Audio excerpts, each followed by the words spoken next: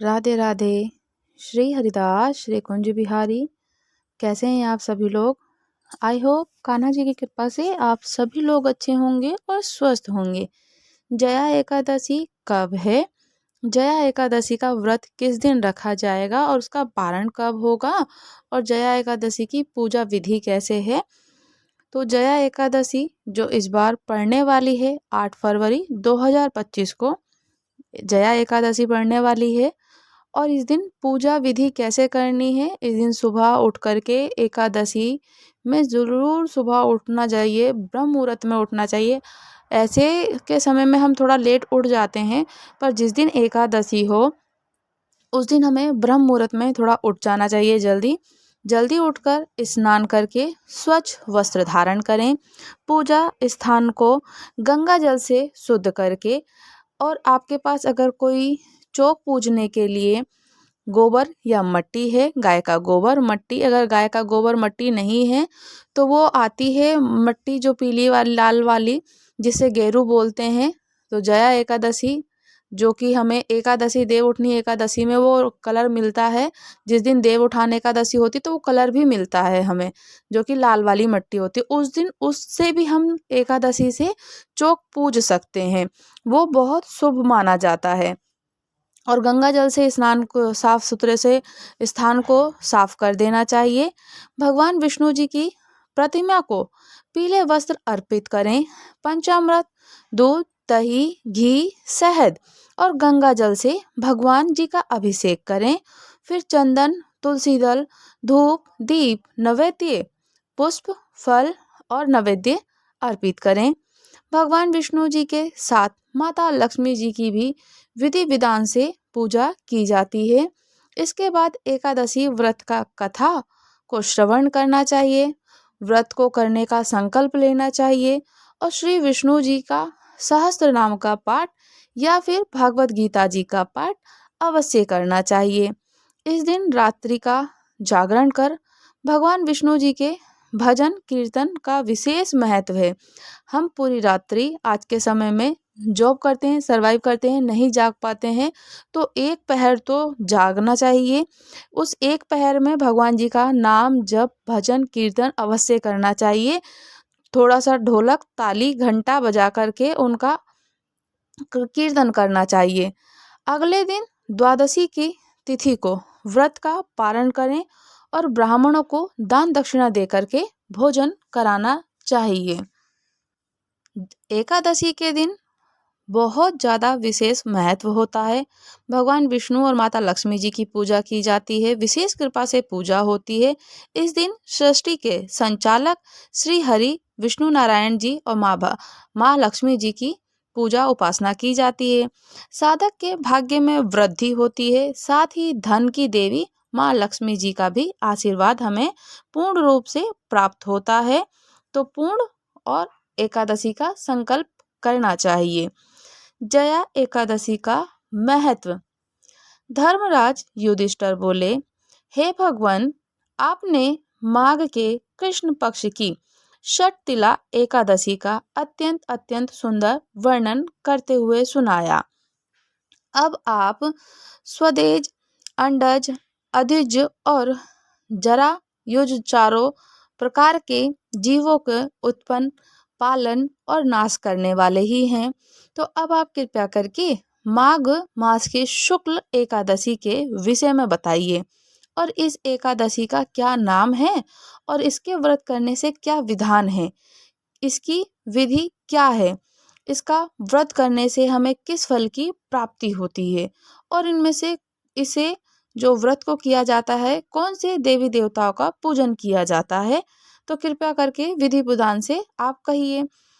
धर्मराज बोलते हैं, उनसे पूछते हैं। तो श्री कृष्ण जी कहने लगे कि हे राजन, माघ शुक्ल एकादशी के दिन आने वाली एकादशी को जया एकादशी के नाम से जाना जाता है। इसका व्रत करने से मनुष्य ब्रह्म हत्या और पापों से छूटकर मोक्ष को प्राप्त हो जाता है। इसके प्रभाव से भूत पिशाच आदि योनियों से मुक्त भी हो जाता है। इस व्रत को विधि विधान पूर्वक से करना ही चाहिए। अब मैं तुमसे पद्म पुराण में वर्णित इसकी महिमा का कथा सुनाता हूँ। जया एकादशी के व्रत की कथा। देवराज इंद्र स्वर्ग में राज करते थे और अन्य सब देवगण सुखपूर्वक स्वर्ग में रहते थे। एक समय इंद्र अपनी इच्छा के अनुसार नंदन वन में अप्सराओं के साथ विहार कर रहे थे और गंधर्व गान कर रहे थे। तो उन गंधर्वों में प्रसिद्ध पुष्पदंत और उसकी कन्या पुष्पवती और चित्रसेन उसकी स्त्री मालिनी भी उपस्थित थे वहीं पर। साथ ही मालिनी का पुत्र पुष्पवान और उसकी पुत्र माल्यवान भी था। दोनों पुत्र वहीं उपस्थित थे। तो पुष्पवती गंधर्व कन्या माल्यवान को देखकर उस पर मोहित हो गई और माल्यवान पर काम बाण चलाने लगी। उसने अपने रूप से, लावण्य से और अपने हाव भाव से माल्यवान को वश में कर लिया। तो हे राजन, वह पुष्पवती अत्यंत अत्यंत सुंदर थी।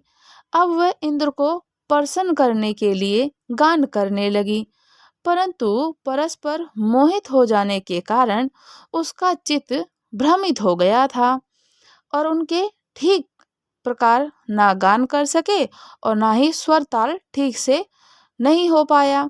और इंद्र ने इनके प्रेम को समझ गए थे, तो इन्होंने इसमें अपना अपमान समझा इंद्र ने और उन्हें श्राप दे दिया। तो इंद्र ने कहा कि हे मूर्खो, तुमने मेरी आज्ञा का उल्लंघन किया है, इसलिए तुम्हारा धिक्कार है। अब तुम दोनों स्त्री पुरुष के रूप में मृत्यु लोक में जाकर पिशाच रूप धारण करो और अपने कर्म का फल भोगो।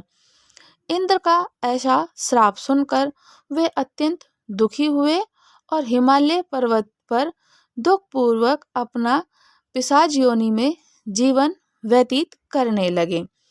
उन्हें गंध और रस तथा सर्प आदि से कुछ भी ज्ञान था ही नहीं। वहां उनको महान दुख मिल रहे थे और उन्हें एक क्षण के लिए भी निद्रा नहीं आती थी। उस जगह अत्यंत शीत भी था, इससे उनके रोंगटे खड़े रहते थे, रोंगटे खड़े रहते थे और शीत के मारे दांत भी बजते रहते थे। तो एक दिन पिशाच ने अपनी स्त्री से कहा कि पिछले जन्म में हमने ऐसे कौन से पाप किए थे जिससे हमको ये दुखदाई पिशाच योनि प्राप्त हुआ। इस पिशाच योनि से तो नरक के दुख सहना ही उत्तम है। हमें अब किसी प्रकार का पाप नहीं करना चाहिए। तो इस प्रकार विचार करते हुए वे अपने दिन व्यतीत करते रहे।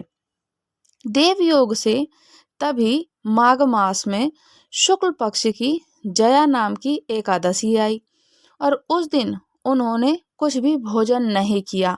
वे अच्छे अच्छे कार्य किए, केवल फल फूल खाकर ही दिन व्यतीत किया और शाम के समय दुखी अवस्था में पीपल के वृक्ष के नीचे बैठ गए। उस समय भगवान सूर्य अस्त हो रहे थे। उस रात को अत्यंत ठंड भी थी, तो इस कारण वे दोनों शीत के मारे अति दुखी होकर मृत के समान आपस में चिपटे और पड़े ही रहे। उस रात्रि को उन्हें निंद्रा भी नहीं आई। तो जया एकादशी के उपवास से और रात्रि के जागरण से दूसरे दिन प्रभात होते ही उनकी पिशाच योनि से छुटकारा मिल गया। अत्यंत सुंदर गंधर्व और अप्सरा की देह धारण कर सुंदर वस्त्र आभूषणों से अलंकृत होकर उन्होंने स्वर्गलोक को प्रस्थान किया। उस समय आकाश में देवता उनकी स्तुति कर रहे थे, पुष्प वर्षा कर रहे थे। स्वर्गलोक में जाकर दोनों ने देवराज इंद्र को प्रणाम किया। तो देवराज इंद्र इनको पहले के ही तरह रूप में देखकर अत्यंत आश्चर्यचकित हुआ और पूछने लगे कि तुमने अपनी ये पिशाच योनि से किस प्रकार से छुटकारा पाया, हमें ये सब बतलाओ। मूल्यवान और माल्यवान बोले, हे देवेंद्र, भगवान विष्णु जी की कृपा और जया एकादशी के व्रत के प्रभाव से हमारी पिशाच योनि से देह छूटा है। तब इंद्र बोले कि माल्यवान, भगवान की कृपा और एकादशी का व्रत करने से न केवल तुम्हारी पिशाच योनि छूट गई, वरन हम लोगों के भी वंदनीय हो गए हैं, क्योंकि विष्णु जी और शिव जी के भक्त हम लोगों के वंदनीय हैं। आप धन्य हैं। अब आप पुष्पवती के साथ जाकर विहार करो। श्री कृष्ण जी ने कहने लगे कि हे राजन युधिष्ठिर, इस जया एकादशी के व्रत से बुरी योनि से भी मुक्ति मिल जाती है। जिस मनुष्य ने जया एकादशी का व्रत किया, उसने मानो सब यज्ञ, जप, दान आदि कर लिए। जो मनुष्य जया एकादशी का व्रत करते हैं, वे अवश्य ही 1000 वर्ष तक स्वर्ग में वास करते हैं। तो जया एकादशी का जो पारण का समय है, सुबह अगले दिन 9 फरवरी को 7:04 से लेकर 9:17 तक रहेगा। द्वादश के समय ही हमें पारण कर लेना चाहिए। उससे और पुण्य फल की प्राप्ति होती है, हमारा व्रत पूर्ण होता है। दान करने के बाद, ब्राह्मणों को भोजन कराने के बाद आप अपना द्वादश का व्रत टाइम पर उसी समय खोल लीजिए, कर लेना चाहिए, ताकि उससे और अत्यंत अत्यंत शुभ फल की प्राप्ति हो। तो जया एकादशी हर किसी को करनी चाहिए। हमें इससे पिशाच योनि से भी छुटकारा मिल जाता है। चाहे हमारे कैसे भी कर्म रहे हों, उससे हमें मुक्ति मिल जाती है। तो अगर आप लोगों ने चैनल को अभी तक सब्सक्राइब नहीं किया है, तो प्लीज़ चैनल को सब्सक्राइब करें, लाइक करें और शेयर करें, कमेंट भी करिएगा। कमेंट में प्यारे प्यारे से पॉजिटिव से कमेंट कीजिए, ताकि मुझे और अच्छे से मोटिवेशन मिले और मैं आप लोगों को और अच्छी अच्छी कथाएं, ठाकुर जी की लीलाएं सुनाती रहूं, और आप लोग अपने अपने एक्सपीरियंस कमेंट्स के द्वारा साझा कर सकते हैं, और हम आपका नाम रखकर जरूर वो कथा लीला श्रवण करेंगे। तो राधे राधे। श्री हरिदास, श्री कुंज बिहारी।